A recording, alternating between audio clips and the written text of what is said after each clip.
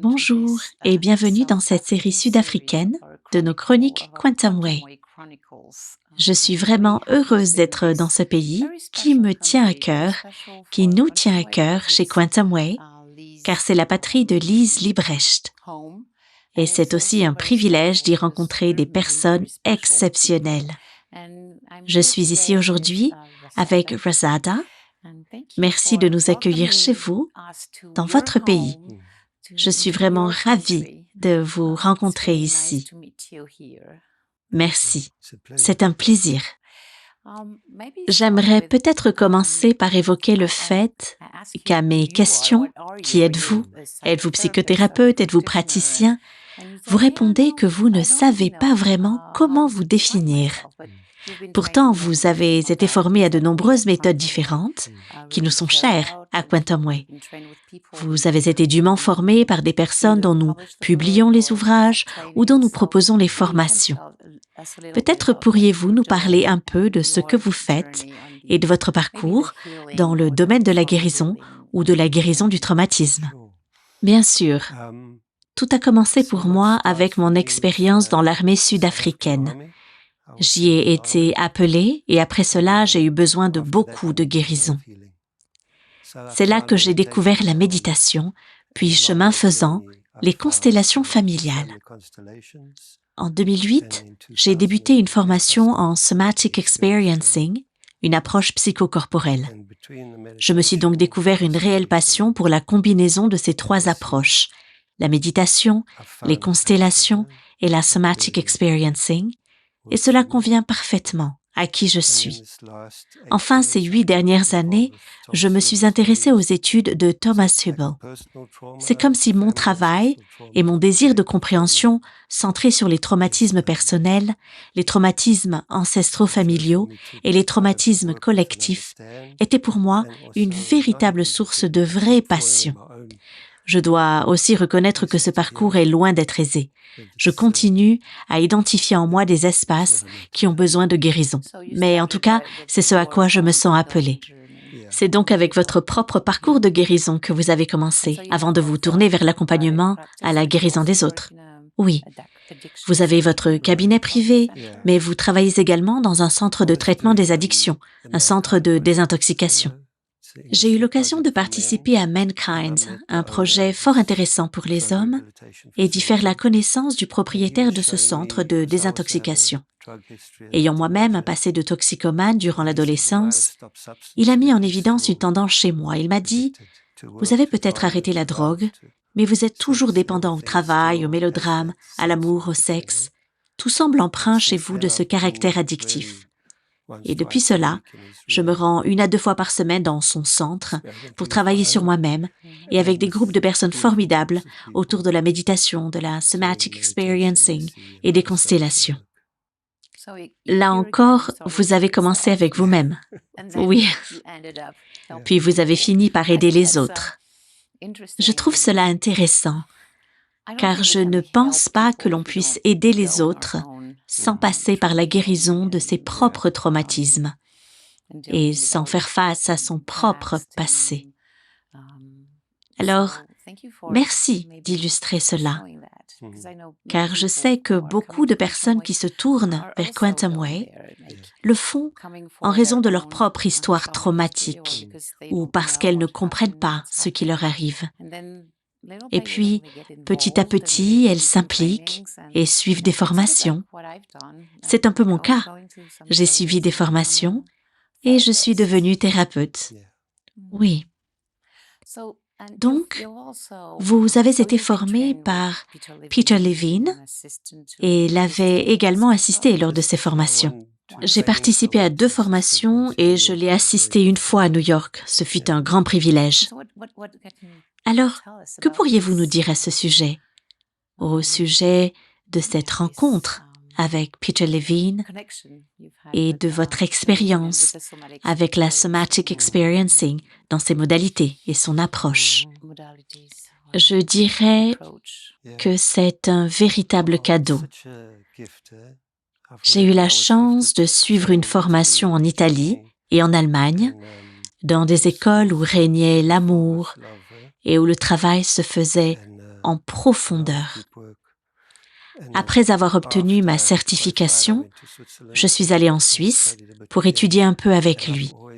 J'ai toujours éprouvé, comment dire, une immense gratitude pour ce qu'il a apporté et pour sa manière de le faire. Pour ceux qui ne savent pas vraiment ce qu'est la somatic experiencing, pourriez-vous nous donner un petit exemple ou expliquer ce dont il s'agit? Tout à l'heure, une comparaison imagée m'est venue. Je ne sais pas si elle va être parlante, c'est celle de la prestation d'un magicien, d'un piètre magicien, comparé au travail de Mam Kanye. Dans ce que je fais, il suffit de déplacer l'attention d'un élément à l'autre, de penduler, et quelque chose apparaît entre ces deux éléments, littéralement. C'est ce que nous faisons dans notre corps, dans notre esprit, dans notre cœur. On passe d'un endroit où l'on reste, puis on se dirige ailleurs pour enfin revenir à ce premier endroit.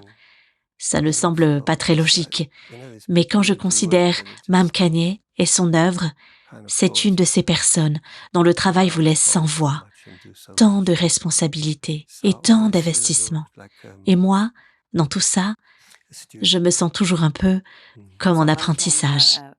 J'ai réalisé un entretien avec Mam Kanye. Oui, vous savez donc comment elle œuvre. Vous avez eu l'occasion de travailler à ses côtés, de l'aider, de lui apporter votre soutien. Comment en êtes-vous arrivé à cette implication? Ce qui m'est venu à l'esprit est cette idée de servir ou de souffrir. Une partie de mon cœur comprend l'importance de servir, que ce soit avec quelqu'un, un individu ou un groupe, ou avec Mam, pour donner en retour les nombreuses bénédictions que j'ai reçues et pour avoir une perspective plus vaste de la vie. Comment l'avez-vous rencontrée? J'ai rencontré Mam par l'intermédiaire d'un autre maître spirituel. J'ai d'ailleurs eu la chance d'en rencontrer beaucoup. Je l'ai rencontrée, elle, par l'intermédiaire d'une de ses amies, au début des années 2000, alors que je participais à une initiative visant à aider les personnes touchées par le sida. Nous nous démenions pour essayer de trouver du pain, car ces personnes, vous savez, n'avaient rien, absolument rien. J'ai donc rencontré des gens dans cette crise, car pour moi c'en était une, qui m'ont dit « Ne t'inquiète pas » pour essayer de me calmer, parce que pour moi la situation était critique. C'est comme ça que j'ai rencontré Mam. Et donc, cette perspective plus vaste qui est la leur a la capacité d'éveiller des choses en soi. Quelque part, je pense que parfois, c'est précisément cela que j'apporte à mes patients. Je n'en doute pas. Et donc, pour revenir à votre travail, vous combinez la somatic experiencing avec l'approche de Raja Selvam, dont vous voulez peut-être nous parler. Oui, vous avez des enregistrements de ces enseignements et cela vaut vraiment la peine d'en prendre connaissance. Ce que je peux en dire, c'est que son message nous encourage à affronter et à accepter les difficultés, ce qui pour moi a changé ma vie. Pour lui, il est bon d'accueillir et de faire face aux situations difficiles. C'est avec grâce et aisance qu'il nous montre ce chemin et cela a été pour moi très formateur. Donc cela vous a appris qu'il est important d'accueillir et d'accepter nos émotions, nos ressentis et ce qui se passe dans notre corps. C'est tout à fait ça, être là pour l'autre, dans ce qu'il pense ne pas pouvoir supporter, et l'accompagner dans son ressenti, lui demander comment c'est de ressentir tout cela. Oui, c'est vraiment l'idée d'avoir quelqu'un à nos côtés pour nous soutenir dans cette exploration. Oui, et quelqu'un qui nous écoute. Oui, qui écoute. J'ai l'impression que beaucoup de gens font ce merveilleux travail, mais Raja sort du lot comme étant un fondateur et enseignant remarquable. Vous m'avez dit que vous participiez au Pocket Project, dont nous avons parlé lors d'un sommet Quantum Way avec Kausha Joubert, la directrice de ce projet. Que faites-vous exactement? Comment participez-vous à ce projet? Eh bien, tout a commencé par mon séjour en Israël pour étudier avec Thomas Hübel dans le cadre d'une formation d'1 an. À partir de là, j'ai continué à suivre différentes formations avec lui sur la manière d'aborder les traumatismes collectifs. À la base, pour moi, c'était comme si le traumatisme personnel et le traumatisme ancestral familial avaient une saveur et une texture différentes du traumatisme collectif. Et quelque part, j'ai pu goûter à la fois à leurs différences et à leurs similitudes. C'est fascinant de réaliser que quelque chose peut nous arriver ici, qui s'est aussi produit pour quelqu'un d'autre et en un autre lieu, et que nous pouvons prendre conscience, en prenant de la hauteur sur la situation, de l'impact mutuel qui est en jeu. Le projet Pocket est vraiment, je dirais, à la pointe de la compréhension de la manière de proposer un modèle sensible à la question du traumatisme à de très grands groupes de personnes. Par exemple, j'ai passé une semaine avec 400 personnes. Et quand l'une d'elles travaille sur une problématique particulière, c'est finalement tout le groupe qui bénéficie énormément de son travail personnel, de sa guérison et du fait d'être écouté. Et cela a-t-il une résonance particulière? Vous avez été formé en Israël, mais vous vivez en Afrique du Sud, deux pays qui ont une histoire ou des antécédents traumatiques lourds. C'est le moins qu'on puisse dire. Quelle a été votre expérience de ces deux aspects, de ces deux cultures, sachant que le traumatisme collectif a une résonance particulière? Pouvez-vous nous en dire un peu plus à ce sujet? Comment il vous touche personnellement? Je m'appelle Rasada. C'est un surnom qui vient d'Osha, mais mon nom de naissance est Eli, et mon grand-père s'appelait Eli. Il travaillait dans un petit atelier dans les mines, en Afrique du Sud. Il avait donc un atelier de couture, un atelier commercial. Il est mort alors que j'étais encore dans le ventre de ma mère.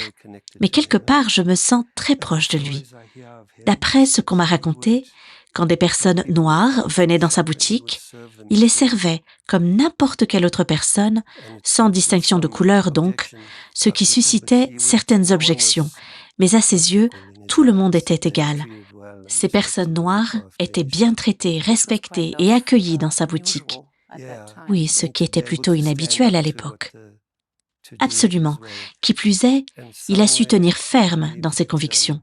D'une certaine façon, je crois qu'il a été influencé par son propre vécu de souffrance, celui d'avoir dû quitter la Lituanie et l'ensemble de son expérience, qui lui a appris ce qu'est la souffrance et lui a permis d'en tirer des leçons. Parfois, nous souffrons et nous préférons accuser ou humilier les autres, mais parfois, nous accueillons cette souffrance et nous l'utilisons pour rendre le monde meilleur. Alors, le fait d'être ici avec vous et de mentionner mon grand-père et son histoire dans ma propre histoire me donne l'impression de trouver du sens. Avez-vous l'impression que votre parcours personnel de guérison a permis une guérison à un autre niveau, peut-être pour votre père, votre grand-père, comme un mouvement de guérison qui irait dans les deux sens? Oui, c'est mon sentiment. Oui, le traumatisme collectif et le traumatisme transgénérationnel sont parfois profondément enfouis en nous. Est-ce que le travail corporel ou la somatic experiencing vous y ont conduit? Quel est le lien selon vous? Comment travaillez-vous à ce niveau? C'est une question intéressante. Comment trouvez-vous le fil conducteur? Pour en revenir à cette notion de texture dont je parlais, soudain, c'est comme si je passais d'un centrage sur moi et seulement moi à la prise de conscience qu'il ne s'agit pas que de moi, mais d'un groupe entier de personnes, un groupe entier. Ce qui résulte en un ressenti de grandeur, de lourdeur. Comment dire? Parfois, dans vos vidéos, il est question de traumatisme implicite et explicite. C'est ce dont je parle ici. Ce ressenti implicite, insaisissable, mais bien réel. Puis, lorsque vous explorez, que vous vous donnez du temps, vous le reconnaissez. J'en ai conscience. Ma famille en a conscience. La ville en a conscience. Le pays en a conscience. Ça vous paraît logique? C'est logique, oui. Et pensez-vous que Thomas Hübl, dont nous traduisons les livres, le dernier devrait d'ailleurs sortir en avril, je crois, soit l'une des premières personnes à avoir vraiment défini les contours du traumatisme collectif, de lui avoir donné un sens cohérent? Eh bien, je ne crois pas. Je pense simplement qu'il utilise un langage que beaucoup d'entre nous peuvent entendre et comprendre, et qu'il dégage une énergie extraordinaire, incroyablement stimulante. Il me semble qu'il s'agit plutôt d'une sagesse ancestrale, et je pense qu'il serait d'accord. C'est un mélange intéressant de sagesse ancestrale et de sagesse en développement, en évolution, un mélange entre le fait d'être à l'écoute de ce qui émerge et le fait d'honorer tout ce qui nous a précédés. Mhm. Nous sommes en Afrique du Sud, mais d'un point de vue européen, l'Afrique du Sud est associée à l'apartheid, à Nelson Mandela, qui a vraiment libéré le pays, mais pas seulement le pays, car je pense qu'il fait partie des personnes qui ont vraiment changé le monde entier. Comment vivez-vous le fait de vivre dans ce pays qui porte encore les traces de son terrible passé? Oui, c'est toujours d'actualité. Oui, c'est toujours d'actualité. L'apartheid, la séparation, comment cela s'articule-t-il? Et en même temps, un travail formidable a été accompli en Afrique du Sud pour rassembler les gens et favoriser la réconciliation et le pardon. Peut-être pourriez-vous nous en parler un peu? À quelques pas d'ici se trouve une maison transformée en hôtel dans lequel Gandhi a séjourné. Et dans l'autre sens, à quelques pâtés de maisons plus loin, se trouve l'endroit où Mandela a séjourné. Et pendant longtemps, j'ai eu l'habitude de m'y rendre tous les jours, surtout avant et après son décès. C'est comme un besoin d'honorer et de remercier les personnes qui nous ont montré le chemin. Je pense que nous l'oublions. Dans notre pays, beaucoup de gens en veulent à Mandela. Pour moi, c'est comme critiquer son père ou dénigrer des personnes de son entourage. C'était un être humain, mais qui a accompli quelque chose d'exceptionnel qu'il a fait connaître dans le monde entier. Pourquoi est-ce que les gens lui en veulent? J'ai réfléchi un peu à la question. Je pense qu'avec l'arrivée de Trump, c'est comme si le dollar avait pris la place de Dieu et qu'il y avait cette mentalité de convoitise qui consiste à vouloir toujours plus de dollars, plus de dollars, plus de possessions. Et quand j'entends ce qui est reproché à Mandela, c'est le fait de ne pas avoir assez donné. Il a pris, il n'a pas assez donné. C'est comme si tout le monde... Bref, ceci est dû au Dieu du moment. Vous dites que Mandela n'aurait pas assez donné? Oui, c'est ce que j'ai entendu dire par certaines personnes. Il a pris, il n'a pas assez donné, il n'a pas assez fait, mais pourtant il a agi. Il a fait beaucoup de choses que nous devons écouter, prendre en compte, et pour lesquelles nous devons être reconnaissants. J'ai donc l'impression que nous avons perdu quelque chose d'essentiel, qui pourrait se résumer par une phrase tirée de l'approche des constellations, et certainement de Thomas Hübl. Les adultes s'occupent des enfants et les enfants respectent les adultes. C'est comme un appel de la vie. Quand la gravité fonctionne, quand la loi fonctionne, les adultes s'occupent des enfants. Et quand cela se produit, les enfants s'occupent des adultes. Mais nous vivons dans une société où tout est tellement fracturé, défaillant et malheureusement dysfonctionnel. Dans tout mon travail, dans mon travail avec le centre de désintoxication, j'essaie de rallumer cette flamme. Vous êtes né près d'ici. entre Gandhi et Mandela, avec un père célèbre qui avait lui aussi une façon particulière de voir les choses. Oui, une vision immense. Oui, une vision immense. Pensez-vous que cela ait également façonné votre propre regard? Oui, je pense que c'est le cas. Votre regard sur les gens, votre regard sur l'invisible. Oui, quelque chose vous a été transmis. Oui, j'en suis sûre. Cela m'a apporté quelque chose. Oui, votre héritage, son héritage. Merci de me le dire pour que je puisse vraiment l'entendre. Oui, c'est ça. Et pour en revenir au centre de désintoxication, vous nous avez expliqué avoir travaillé sur votre propre addiction et désormais, vous aidez aussi les autres. Qu'est-ce qui a été le plus aidant? Qu'apportez-vous à ce centre de désintoxication? Quelle est votre touche personnelle à vous, Rasada? J'ai pour habitude de dire que la meilleure des drogues, c'est la prise de conscience. La meilleure drogue, c'est la prise de conscience.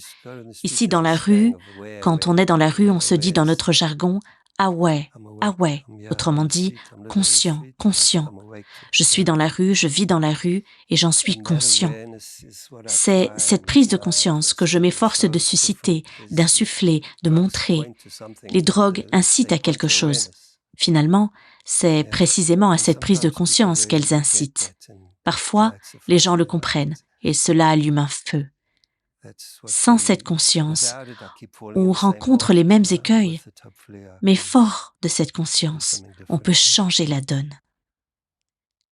D'une certaine façon, la dépendance étant très stigmatisée, je m'approche de ces personnes en proie aux addictions avec une grande acceptation de qui ils sont, de ce qu'ils sont et de ce qu'ils ont vécu.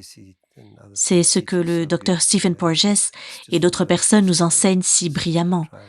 L'idée est de calmer leur système nerveux qui tente de faire ce qu'ils pensent devoir faire, de leur dire qu'ils sont bien plus que tout cela. Et ça demande une prise de conscience. Gabor Maté est l'un des premiers à avoir déclaré que la drogue est notre meilleur ami.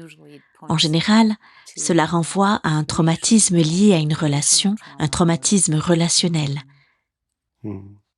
Je pense donc que c'est un superbe changement de mentalité qui permet sans doute d'éliminer la stigmatisation liée à l'addiction. Oui, il s'agit d'accueillir la souffrance. Et Gabor Maté nous dit d'ailleurs que ce qui compte, ce n'est pas tant la drogue que l'on prend, que la souffrance que l'on ressent. Et qu'après l'avoir identifiée, il nous faut l'accueillir ensemble pour qu'elle s'estompe ou devienne un peu plus supportable. L'une des méthodes à laquelle vous avez été formé et que vous incarnez à merveille est celle des constellations familiales, avec sans doute une résonance particulière avec l'Afrique du Sud. Pouvez-vous nous expliquer pourquoi? L'histoire raconte que Bert Hellinger, qui vivait alors en terre zoulou en tant que prêtre, y a eu un aperçu de l'hommage rendu aux ancêtres, ce qui lui a donné l'idée de mener de plus amples recherches et de mettre au point tout un système. Mais lorsqu'on travaille avec des personnes, des autochtones, qui ne connaissent ni Hellinger ni sa méthode, et qu'on mentionne leur famille ou leur terre, il y a un sentiment puissant de l'importance d'honorer cette famille, ce foyer ou cette origine. C'est dans les gènes, dans le sang. Bert Hellinger parle des ordres de l'amour, des principes d'ordre que sont l'appartenance, la place, l'échange et le temps. Tout ceci est vraiment ancré dans la culture, si bien que lorsque vous écoutez ou interrogez les gens, chacun y va de son anecdote.